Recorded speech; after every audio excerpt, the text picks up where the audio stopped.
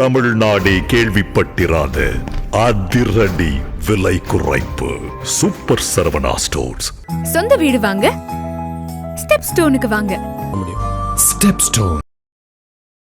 பீகார்ல இருந்து எலெக்ஷன் முடிஞ்சதுக்கு அப்புறம் தாவேகாவும் காங்கிரஸ் கூட்டணி அமைய வாய்ப்பு இருக்கா? தாவேகா கூட போவது மட்டும்தான் ஒரே சொல்யூஷன். அவங்களுக்கு வேற வாய்ப்புகளே அவங்க வேற வழியே பார்க்க கூடாது. நீங்க இப்போ பீகார்ல படுதோல்வி அடைஞ்சிட்டீங்க. திமுகல நீங்க எத்தனை சீட்டு கேட்பீங்க? கடந்த முறை 25 சீட்டு கேட்டீங்க. இந்த முறை நீங்க 50 சீட்டு கேட்டா கொடுத்துருவாங்களா? உங்களுக்கு 25க்கும் குறைவா தான் கொடுக்க வாய்ப்பு. 25க்குல 15க்கும் குறைவா கொடுப்பதற்கு அதிகமான வாய்ப்பு இருக்கு. காங்கிரஸ்க்கு தாவேகா கூட சென்றால் மட்டும்தான் அதிகமான சீட்டுகள் கிடைக்கும். அப்படிதான் அந்த கட்சி வளரும், கட்சியும் வளரும். நீங்க பீகார்ல தோத்ததுனால தமிழ்நாட்டில் தோத்துறோம் குருட்டு மனப்பான்மையெல்லாம் எடுக்கக்கூடாது. தமிழ்நாட்டில் உங்களுக்கான வரவேற்பு எப்படி இருக்கு என்பதை ஆரம்ப கட்டத்திலேருந்து நீங்கள் பார்க்கணும். விஜய் அவர்களுக்கு இளைய தலைமுறையினர் தான் அவருக்கு பெரிய வரவேற்பு கொடுக்கக்கூடியவர்களாக இருக்காங்க. அவருக்கு அந்த ஜென்சி வாக்காளர்கள் தான் ஒரு மாபெரும் பலமாக இருக்காங்க. 26 தேர்தல் விஜய்க்கு கடும் சவாலாக இருக்கும். அதில் எந்த மாற்றமும் இல்லை. விஜய் அவர்களை பொறுத்தவரையில் இந்த முதல் தேர்தலே அவருக்கு பெரிய மாற்றத்தை குறிக்கக்கூடிய ஒரு தேர்தலாக தான் அமையும். அண்ணா திராவிட முன்னேற்ற கழகம் இந்த 2026 தேர்தலுக்கு பிறகு பயணிப்பார்களா என்பதே பெரிய சந்தேகம். தீர்மானிக்கக்கூடிய தேர்தலாக இருக்கும். தீர்மானிக்கக்கூடிய தேர்தல் அந்த கட்சியே அதுக்கு பிறகு இருக்குமா என்ற ஒரு பெரிய நிலையில் இருக்கு. தேமுதிகவும் விஜய் அவர்களுடைய தாவேகா கூட்டணியும் பேசி முடிவு செய்யப்பட்ட ஒன்றுதாங்க நம்ம எடுத்துக்கலாம். இது அதுக்கான அறிவிப்புகள் உங்களுக்கு ஜனவரி மாதம் தள்ளி வச்சிருக்காங்க. அது வேணா பார்க்கலாம். நம்ம ஒரு பேச்சுக்கு எடுத்துக்கிட்டா கூட காங்கிரஸ் கூட தேவையில்லை. நீங்கள் சொன்ன மாதிரி தேமுதிக, பாமக, டிடிவி தினகரன், யாரோ ஒரு இப்போ காங்கிரஸ் கட்சியை வந்தால் இது போதும். இது பெரிய கூட்டணியாச்சு. இது வெறும் கூட்டணியாக அமையும் சார். இது திமுக மொத்தமாக முடித்து விடக்கூடிய ஒரு கூட்டணியாக அமையும்.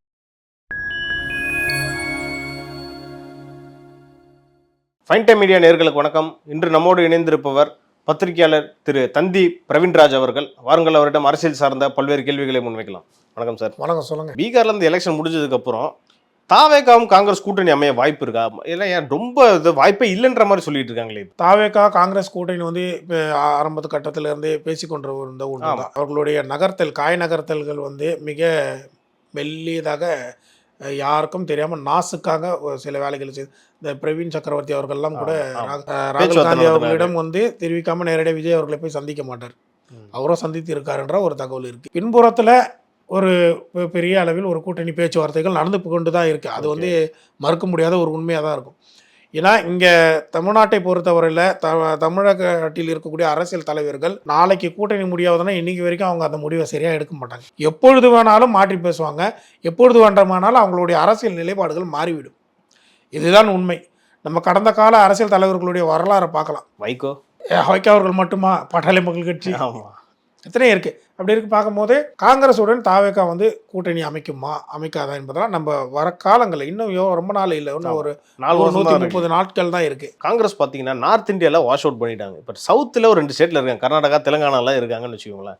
இவங்க புதுசாக எதாவது எக்ஸ்பெரிமெண்ட் பண்ணாதான் அடுத்தடுத்து கட்சியை வளர்க்க முடியும்னு பல பேர் சொல்லிக்கிட்டே இருக்காங்க. இன்னும் பழைய ஸ்ட்ராட்டஜியே வச்சுக்கிட்டு ஓட்டினா இதுக்கப்புறம் அந்த கட்சி இருக்குமானே தெரிலன்ற மாதிரி சொல்கிறாங்களே. அந்த வகையில் தாவேகா கூட அவங்க போகிறது வாய்ப்பு இருக்கா? நல்லது தானே, அது நல்லதுன்னு பார்க்கலாம். இல்லை, தாவேகா கூட போவது மட்டும்தான் ஒரே சொல்யூஷன். அவங்களுக்கு வேற வாய்ப்புகளே அவங்க வேற வழியே பார்க்க கூடாது. ஓகே, நீங்க இப்போ பீகார்ல படுதோல்வி அடைஞ்சிட்டீங்க. திமுகல நீங்க எத்தனை சீட்டு கேட்பீங்க? கடந்த முறை 25 சீட்டு கேட்டீங்க. இந்த முறை நீங்க 50 சீட்டு கேட்டா கொடுத்துருவாங்களா? உங்களுக்கு 25க்கும் குறைவா தான் கொடுக்க வாய்ப்பு. 25க்குல 15க்கும் குறைவா கொடுப்பதற்கு அதிகமான வாய்ப்பு இருக்கு. இப்போ உங்களுக்கான ஓப்பனிங் எங்க இருக்கு? உங்களுக்கான வரவு எங்க இருக்கு? உங்களை நம்பி வரக்கூடியவர்களுக்கு நீங்க என்ன பண்றீங்க? இதுதான் பார்க்கணும். நீங்க தொடர்ந்து நாங்கள் திமுகவுடன் நெருங்கிய கூட்டணியோடு இருக்கிறோம், இந்த கூட்டணி அதெல்லாம் கிடையாது. வரக்கூடிய சட்டமன்ற தேர்தல் எது மாதிரியான தாக்கத்தை ஏற்படுத்த போகிறது? காங்கிரஸுக்கு தாவேகா கூட சென்றால் மட்டும்தான் அதிகமான சீட்டுகள் கிடைக்கும். அப்படிதான் அந்த கட்சி வளரும், கட்சியும் வளரும்.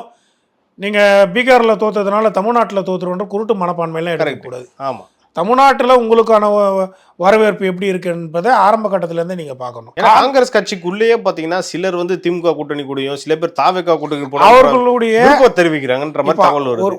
ஒரு இப்போ நம்ம காங்கிரஸ் கட்சி தலைவர் செல்வ பிறந்தகையில் அவர்களுடைய அரசியல் அழுத்தங்களுக்குலாம் சொல்லலாம். இப்போ தாவேகாவுடன் நாங்கள் கூட்டணி இல்லை, இப்பொழுது வரை நாங்கள் திமுக கூட்டணியில் உறுதியாக பயணிக்கிறோம் என்றெல்லாம் அவர் தெரிவிக்கிறாரு. அவருடைய அரசியல் அழுத்தங்கள்லாம் இருக்கலாம். அதே நேரத்தில் சில நாட்கள் தான் இருக்கிறது. எப்பொழுது வேண்டுமானாலும் அவர்களுடைய அந்த வாய் வார்த்தைகள் ஜாலங்கள் மாறுவதற்கு அதிகமான வாய்ப்பு. இப்போ திரு விஜய் அவர்கள் இப்போ எலெக்ஷன் நெருங்கிருச்சு, என்னென்ன அறிவிப்புகள்லாம் கொடுத்தா மக்கள் வந்து ஈர்க்க அதிக வாய்ப்பு இருக்குது? ஏன்னா பார்த்தீங்கன்னா இப்போ எலெக்ஷன் மேனிஃபெஸ்டோலாம் தயாரிக்கலாம் நிர்வாகிகளை போட்டுட்டுதாகவும் தகவல் வருது. என்னென்ன மாதிரி அறிவிப்புகள்லாம் கொடுத்தா அவர் வெற்றி பெற வாய்ப்பு? சார், இப்போது விஜய் அவர்களுக்கு இளைய தலைமுறையினர் தான் வந்து அவருக்கு பெரிய வரவேற்பு கொடுக்கக்கூடியவர்களாக இருக்காங்க.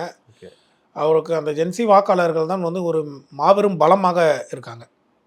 அப்படி இருக்கும்போது அந்த இளைஞர்களுடைய அந்த வேலை வாய்ப்புகளை கவனம் செலுத்தலாம். ஏன்னா இளைஞர்கள் தான் வந்து இன்று படிச்சுட்டு எத்தனோ பேர் வந்து வேலை இல்லாமல் சுற்றிட்டு இருக்காங்க. இன்ஜினியரிங் படித்தவர்களுக்கு வேலை இல்லை, சிவில் படித்தவங்களுக்கு வேலை இல்லை. நீங்கள் எந்த துறை எடுத்தாலும் படித்து முடித்து விட்டு அவர்கள் வந்து ஒரு 2 ஆண்டு காலம் 3 ஆண்டு காலம் வந்து அவர்கள் வேலை இல்லாமல் தான் இருக்கிறார்கள். அவர்கள் படித்த படிப்பிற்கு கிடைத்த வேலை இருக்கான்னா கிடையாது. வேறு ஏதாவது துறையில் சென்று அவர்கள் வேலை பார்த்து கொண்டே அவர் செய்கிற வேலைக்கும் ஊதியம் சரியாக கிடைக்குதா? ஊதியம் சரியாக கிடைக்கிறது. இந்த சூழ்நிலையில் விஜய் அவர்கள் வந்து முக்கியமாக ஃபோக்கஸ் பண்ணக்கூடியது இளைஞர்களுக்கான அந்த வேலை வாய்ப்புகளை தான் வந்து முக்கியமாக ஃபோக்கஸ் பண்ணணும். விலைவாசி உயர்வு முதற்கொண்டு அனைத்தையும் வந்து இவர் எதுவுமே வந்து என்ன சொல்கிறது, சினிமா கிடையாது. நம்ம எல்லாத்தையுமே சொல்லிடலாம். ஆனால் இன்றைக்கி இருக்கக்கூடிய அந்த கடன் சுமைகள் எவ்வளோ இருக்குது தமிழ்நாட்டை பொறுத்தவரையில் அதெல்லாம் பார்த்து அடுத்ததாக வரக்கூடிய திட்டங்களை வந்து தெள்ள தெளிவாக இவர்கள் அமைத்தால் மட்டும் மக்களுடைய அந்த நம்ம இதை பண்ணிவிடுவோம், அந்த விலைவாசி குறைச்சிடுவோம், பொய் அறிக்கைகள் இல்லாமல் பொய் வாக்குறுதிகள் இல்லாமல் ப்ராக்டிக்கலாக என்னென்ன பண்ண முடியுமோ அதை வந்து தேர்தல் வாக்குறுதிகளாக தேர்தல் அறிக்கையில் கொடுத்து மக்களை வந்து கவர் பார்க்கலாம். ஆனால் கண்டிப்பாக அந்த 26 தேர்தல் வந்து விஜய்க்கு வந்து கடும் சவாலாக இருக்கும். அதில் எந்த மாற்றமும் இல்லைல்ல. விஜய் அவர்களை பொறுத்தவரையில் இந்த முதல் தேர்தலே அவருக்கு பெரிய மாற்றத்தை குறிக்கக்கூடிய ஒரு தேர்தலாக தான் அமையும். அண்ணா திராவிட முன்னேற்ற கழகத்தை பொறுத்தவரையில் அவர்கள் வந்து தக்க வைக்கணும். ஆமாம், அண்ணா திராவிட முன்னேற்ற கழகம் இந்த 2026 தேர்தலுக்கு பிறகு பயணிப்பார்களா என்பதே பெரிய சந்தேகம். தீர்மானிக்கக்கூடிய தேர்தல் அந்த கட்சியை வந்து அதுக்கு பிறகு இருக்குமா என்ற ஒரு பெரிய நிலையில் இருக்கு. ஒரு புறத்தில் கட்சி 4ஆக உடைந்து ஒரு பக்கம் செங்கோட்டையன், இன்னொரு பக்கம் ஓபிஎஸ், டிடிவி தினகரன், சசிகலா அம்மையார், இப்படி வந்து நாளுக்கு நாள் அந்த கிளைகள் வந்து வெளியே வந்துக்கிட்டே இருக்குது. இப்போ இதெல்லாம் சேர்ந்து ஒரு அணியாக உருவாகுது. இந்த அணி வந்து வருகின்ற 2026 சட்டமன்ற தேர்தலை பொறுத்தவரை உருவாகி தனித்து போட்டியிடுவதற்கு வாய்ப்பு இருக்குது. இல்லை வேறு பாஜகவுடன் கூட்டணி அமைத்து போட்டியிடுவதற்கும் வாய்ப்பு இருக்குது. இபிஎஸ் அவர்கள் பாஜகவுடன் ஏற்கனவே கூட்டணியில் இருக்கிறார். அந்த பக்கம் போகாமல் இருப்பதற்கும் வாய்ப்பு இருக்குது. விஜய் அவர்களை சந்திப்பதற்கும் வாய்ப்பு இருக்கிறது. டிடிவி தினகரன் அப்படி தானே பேசிகிட்டு இருக்காரு. அவருடைய அந்த அரசியல் வியூகங்களை பார்க்கும்போது விஜய் அவர்களுடன் நேரடியாக வருவதற்கும் அதிகமாக வாய்ப்புகள் வந்து இருக்கு. கூட்டணி அமைக்க போறதாக சொல்றாங்க. கூட்டணி அமைக்க இங்க வந்து நம்ம கவனிக்கக்கூடியதுன்னா அதிமுகவுடன் பாஜகவுடன் நிச்சயமா கூட்டணி கிடையாது வந்து உறுதி செய்து விட்டார்கள். எங்களை நம்பி வரக்கூடியவர்களுக்கு நாங்கள் நிச்சயமா வந்து அந்த வாய்ப்புகளை கொடுப்போன்றதை தெரிவிச்சிருக்கோம். ஒருவேளை தாவேகா, டிடிவி தினகரன், பாமக ராமதாஸ் அணினே வச்சுக்கோங்களேன், இவங்க 3 பேர் சேர்ந்தா கூட ஒரு கணிசமான வாக்குகளை வந்து பெற முடியும். ஆனால் அவர்கள் அதற்கு முன் வருவார்களா என்பது நம்ம பொறுத்திருந்து பார்க்கணும். ஜனவரி மாதம் வந்து மாநாட்டில் வந்து தேமுதிக யாருடன் கூட்டணி என்பதை அறிவிப்பேன் என்று பிரேமலதா விஜயகாந்த் அவர்கள் தெரிவிச்சிருக்காங்க. ஆமாம், அதாவது அமைச்சரவையிலே வந்து தேமுதிக இடம்பெறுன்ற மாதிரி அவ்வளோ நம்பிக்கையாக சொல்கிறாங்க. குறிப்பாக ஏற்கனவே அதிக திருப்தியில் இருக்காங்க. ராஜ்யசபா சீட்டு வந்து விஜய் பிரபாகரன் அவர்களுக்கு தருவேன்னு சொல்லிட்டு பெரிய ஒரு டிமிக்கு கொடுத்தவர் தான் வந்து எடப்பாடி பழனிசாமி. அவங்க தேமுதிக பெரிய அதிருப்தியில் இருக்காங்க, பெரிய கோபத்தோடு இருக்காங்க. இந்த கோபத்தோடு இருந்தாலும் அதிமுக பக்கம் போக வாய்ப்பு இருக்கு. அதிமுக பக்கம் போவதற்கு அதிகமான வாய்ப்புகளே கிடையாது. ஏற்கனவே அந்த தேமுதிகவும் விஜய் அவர்களுடைய தாவக கூட்டணியும் வந்து பேசி முடிவு செய்யப்பட்ட ஒன்றுதாங்க நம்ம எடுத்துக்கலாம். இது அதுக்கான அறிவிப்புகள் வந்து உங்களுக்கு ஜனவரி மாதம் தள்ளி வச்சிருக்காங்க. அது வேணா பார்க்கலாம். அஃபிஷியலாக அவங்க முடிவு மைண்டில் வச்சிருக்காங்க. மைண்டில் இல்லை சார், அது ஆரம்ப கட்டத்திலிருந்தே அவங்களுக்குள்ள ஒரு பேச்சுவார்த்தைகள் வந்து போய்கொண்டிருக்கு. அரசியல் ரீதியாக நாங்கள் பேசவில்லை, எப்பவுமே எங்கள் வீட்டு பிள்ளை தான் விஜய் அப்படின்னு சொல்லலாம் அவங்க பிரேமலதா விஜயகாந்த் அவர்கள்.